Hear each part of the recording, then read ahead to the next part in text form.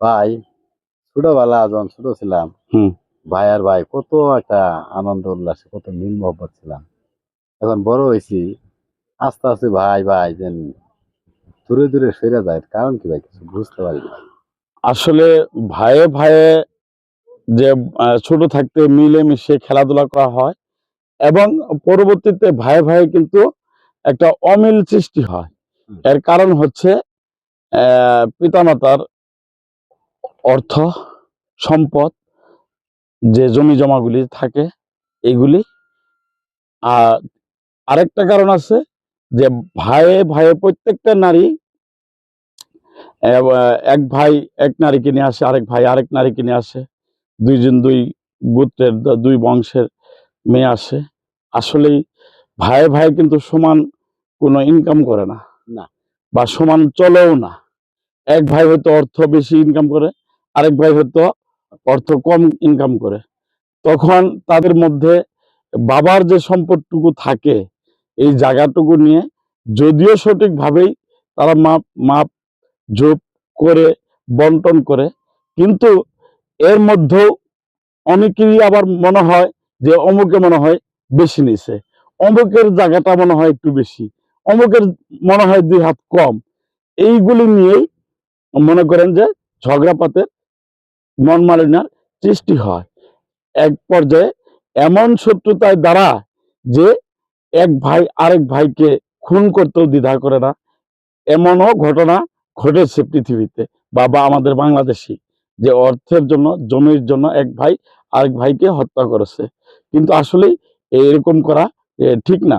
কারণ বাবার সন্তান আপনিও, আমিও। আপনিও যা পাবেন আমিও তাই পাবো। এই জন্যই দুই ভাই সমান অংশে আমরা সম্পদ বন্টন করে নিব। আমাদের মধ্যে ঝগড়া বিবাদ কেন থাকবে বলেন? থাকার কোনো কারণ না, আছে? এরকম তাহলে তো আসলে থাকার কোনো কারণ নাই। কিন্তু ওই যে মনের মধ্যে সন্দেহ, হয়তো আমি কম পেয়েছি, আপনি একটু বেশি পেয়েছেন, নইলে আপনি এত সুন্দর চলেন কেন, আমি এত খারাপ। অসচ্ছল চলি কেন? এই যে দ্বন্দ্বটা, আরেকজন ভালো চলে, আমি ভালো চলি না কেন? এই আচ্ছা, কারণেই। এই যে আপনি বা আমার এক ভাই ভালো চলে, আমি খারাপ চলি, হ্যাঁ, এটা আমার ভাই ভালো চলে তো এটা আমারই ভালো। হ্যাঁ। কিন্তু এই এর মাঝখানে এই পেঁচটা কে লাগা যে তোমার ভাই ভালো চলে তুমি চলতে পারো না? না, এই বিবাদটা কি ভাই এই কোন জায়গা থেকে ঘটে? না, এই পেঁয়াজ কেউ লাগায় না, আসলে মন থেকে লাগে। মনে করেন যে পরিবারের সকলেই চায় মিলেমিশে থাকতে, কিন্তু থাকতে পারে না। ওই যে এক ভাই আরেক ভাইয়ের কাছে হয়তো 10 টাকা হাওলাতের জন্য গেছে, কিন্তু আমি জানি যে আপনার কাছে 10 টাকা আছে, কিন্তু আপনি আমাকে দিলেন না। ওই যে তখন আমার একটা মনে ক্ষোভ হলো যে ভাইয়ের কাছে থাকতে ভাই আমাকে 10টা টাকা হাওলাত দিল না, আমি তো পরিশোধই করব। কথা বুঝতে পারছেন? জি। এই এই সমস্ত ছোট ছোট বিষয়গুলি নিয়ে তখন বড় আকার ধারণ করে। ভাই ছোটবেলায় যেমন আরেকটা একটা গল্প শুনছিলাম যে ভাই বড় ধন রক্তের বাঁধন যদি পৃথক হয় সে নারীরই কারণ। আসলে কি ভাই ভাইয়ের মধ্যে কি নারী কি শোনেন, এরকম কেসাল লাগা? শোনেন, ভাই এই বড় সমস্যাটা ধন নারীদের। রক্তের বাঁধন যদিও পৃথক হয় নারীরও কারণ, কথার সত্য। কারণ যখন একটা ফ্যামিলিতে 4টে ভাই থাকে, অবিবাহিত থাকলে বাবা মা থাকে, বাবা মা এই 4 ভাইকে দেখাশোনা করেন। এক ভাই যখন বিয়ে শাদী করে তখন বাবা মাই চায় যে এই ছেলেটি আলাদা হয়ে যাক, তার সংসার নিয়ে আলাদা হোক।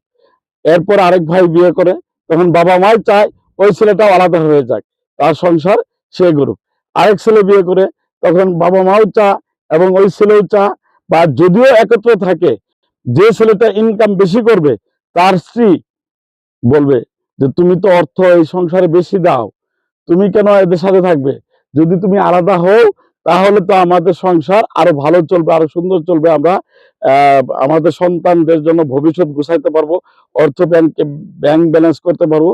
এই জন্যই এই ভাই বড় ধন রক্তের বাঁধন যদিও পৃথক হয় নারীরও কারণ, এই কথাটি আসে, তখন তারা পৃথক হয়ে যায়। কথা বুঝতে পারছেন ভাই?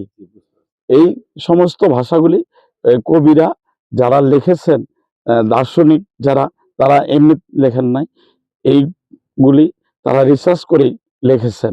সকলে ভালো থাকবেন, সুস্থ থাকবেন, আমার জন্য দোয়া করবেন, আমার চ্যানেলের সাথে থাকবেন। আর ভাইয়ে ভাইয়ে সকলেই মিল মহব্বতে চলবেন।